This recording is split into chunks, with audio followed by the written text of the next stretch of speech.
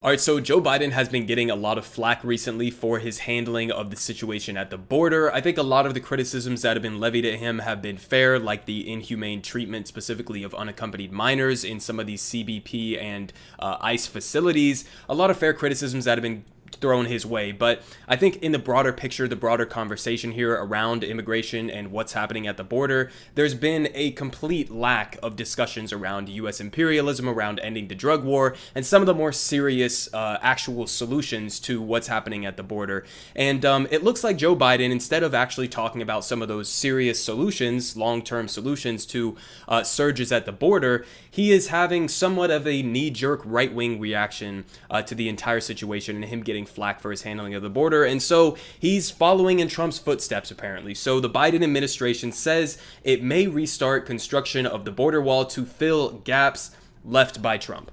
Okay, so, I mean, if you remember, the entire conversation around the border wall coming from Democrats was that this is stupid, this is a waste of money, this isn't going to work. I'm pretty sure the border agents at the border themselves said that simply building a giant border wall isn't actually going to stop this, because if you're trying to stop the flow of drugs into the United States, well, a lot of the drugs are not just people running across the border and with backpacks or something. A lot of them, in fact, I think a vast majority of them, come through legal ports of entry. So building a giant wall is literally like a child's way of trying to address immigration in this country. But that's, of course, what Trump proposed. And again, it seems like with all of this recent pressure that Biden has been facing, this is the direction that he's choosing to go, instead of talking about the more serious solutions, which are, again, ending the drug war, stopping U.S. involvement in meddling in Central and South America, etc., and more humane legal immigration processes that are more efficiently allowing immigrants to come to the United States in a safe way. But here are some of the details as to what he's doing. The Biden administration may restart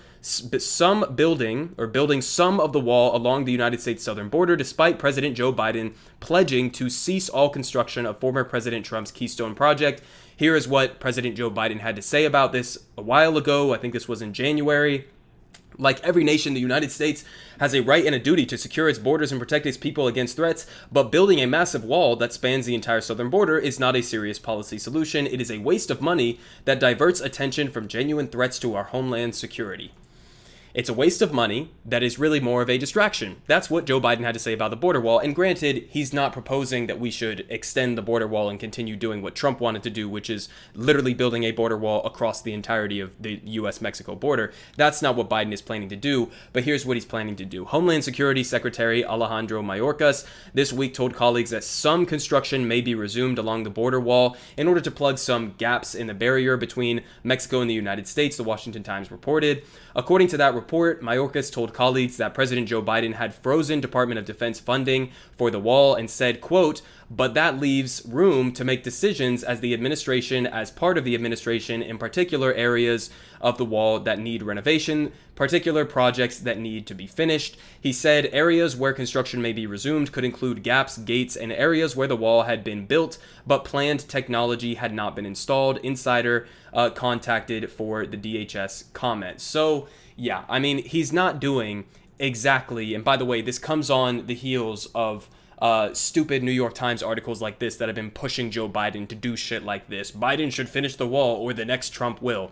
So we've seen this kind of build up recently with the media completely failing to do their job, really. I mean, these journalists that have been covering the border crisis, they've been covering it primarily because their motivation is ratings. They want something to sensationalize. The border crisis is typically one of these things that they jump to. Usually it's more so something that Fox News or something, or some of these right-wing platforms will latch onto and hyper-sensationalize. But even recently, liberal media, like the New York Times, like MSNBC, etc., have been sensationalizing and playing this up. And they've only been talking about the narrow scope. And that's really the main point that I want to get across here. The border wall, even the small bits that Joe Biden is looking to reconstruct or put new technology in, etc., that's not the solution to the problem at the border. In fact, it's not even anywhere close to the solution. Again, In order to seriously deal with the problem of immigration, first you have to ask some basic follow-up questions. Why are people fleeing their home countries? Well, the answer to that, in a lot of cases, is that the United States has spent decades, centuries, alongside other Western imperialist nations, destabilizing these regions. We have installed dictators, we have done coup attempts, we have funded far-right death squads that kill civilians. These are the types of things. We destabilize them politically, economically, socially, culturally. We destabilize these regions and then turn around decades later and throw our arms up and say, oh my God, how did this problem start? Well, because you kind of started it, didn't you? And it's not just that, it's also, attacking their economic sectors. We're still doing this today. We see this destabilizing behavior even to this day in countries like Venezuela, where Biden is continuing to try to install a U.S. puppet in Juan Guaido. We see this in Bolivia, where the United States, alongside the Organization of American States, tried to, or basically facilitated a far-right fascist coup in Bolivia for their lithium. And in Venezuela, it's the same for oil. And so we see these modern imperialist practices still being done. It's not some ancient thing that we used to do in the past, but we did do it in the past. But it's stuff that we're still doing to this day. And that's the part of the conversation they're not having. Another part of the conversation that they're not having is the drug war.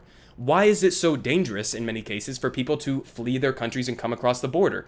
It's because we've criminalized this act. It's because they have to rely on drug cartels or traffickers in order to make these dangerous journeys. That's the problem. So one of the ways that you can do this, and this also applies to, in a lot of their home countries, where there are gangs and territories where gangs are operating and have control because of the drug war, you have to end the drug war here in the United States.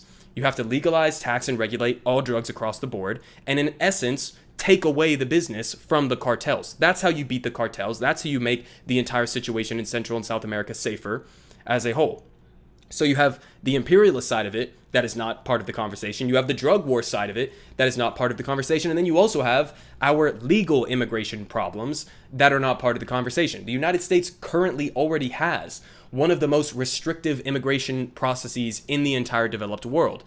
And so criminalizing this crossing of the border for asylums, for refugees, for people who are fleeing some of the problems that we helped cause, the solution here is not more border security. What's happening at the border is not a national security problem. It is a humanitarian problem, and we should address it as a humanitarian problem, not just in the short term, with better conditions, obviously, for the children and the families that are coming over here. You shouldn't be allowing ICE and CBP, which use private for-profit facilities, to be operating these. We need to do this in a humane way, not just in the short term, but again, in the long term, by ending U.S. imperialism and involvement in Central and South America, by ending the drug war, and by actually opening up our legal avenues for people to seek asylum, for people to come here as refugees, or just for people to immigrate here, because immigrants are good for our country. They are good for our culture. They give us a diversity of culture. They boost our economy. They add workers to the labor force. So stop criminalizing immigrants. Stop criminalizing what's happening at the border. Stop sensationalizing what's happening at the border. And stop spending money on stupid projects like Trump's border wall. Okay? We know the actual solutions that need to be done, so let's at least start talking about them.